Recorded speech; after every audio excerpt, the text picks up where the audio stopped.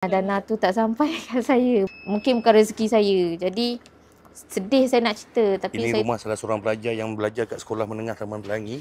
Saya difahamkan mak dia kena kanser darah dan perlukan dana yang agak besar untuk rawat dengan segera. Jom kita pergi tengok. Kanser darah tahap 3. Mula kena kanser ni tahun 2022. Bulan 8 saya diagnosis, bulan 10 saya kemo. Dalam masa yang sama ada ketumbuhan dekat dalam paru-paru. Jadi dia mengganggu saya punya sistem pernafasan lah.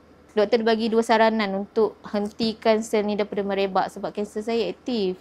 Jadi dia bagi tahu untuk kemo peringkat tinggi dan ubat imun untuk imun kita lah, iaitu pembrolizumab. Tapi disebabkan sebab ubat terlampau mahal kan. Saya dah cakap cuba usaha juga. Sekarang ni harga suntikan tu dah baru. Sebelum ni 17,000 satu botol. Jadi sekarang harga suntikan tu naik sebanyak 18,260. Pihak hospital pula memang pakar yang merawat saya sendiri bagi tahu saya tak cukup lagi 4 botol. Saya ada 2 anak kandung dan seorang anak buah yang saya jaga, dia anak yatim.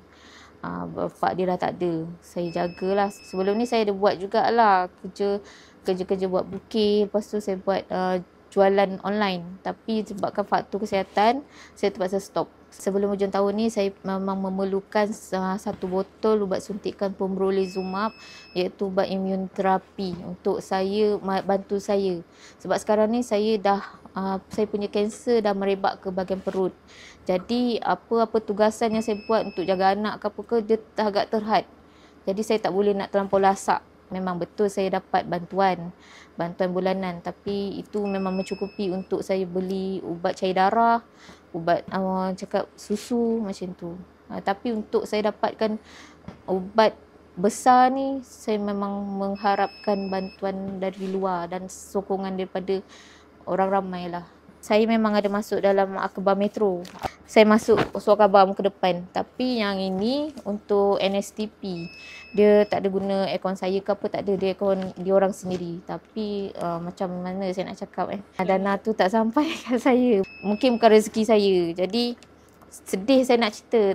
Mungkin sebab mungkin diorang tahu ada orang lain ke yang nak bantu saya ke kan. Tapi untuk fasa yang ni memang saya memang memerlukan lagi sebotol pun okey dah untuk sampai hujung tahun nantilah. Sebab kalau saya nak usahakan duit sendiri memang saya tak mampu. Saya terang saya cakap saya tak mampu.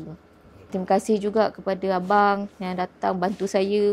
Datang rumah saya ni hujan-hujan sanggup datang sebab nak bantu saya. Memang terima kasih banyak-banyak saya ucapkan. So korang dengar sendiri, akak ni memerlukan lebih kurang dalam 18,000 lagi untuk cover suntikan sebelum hujung tahun ni.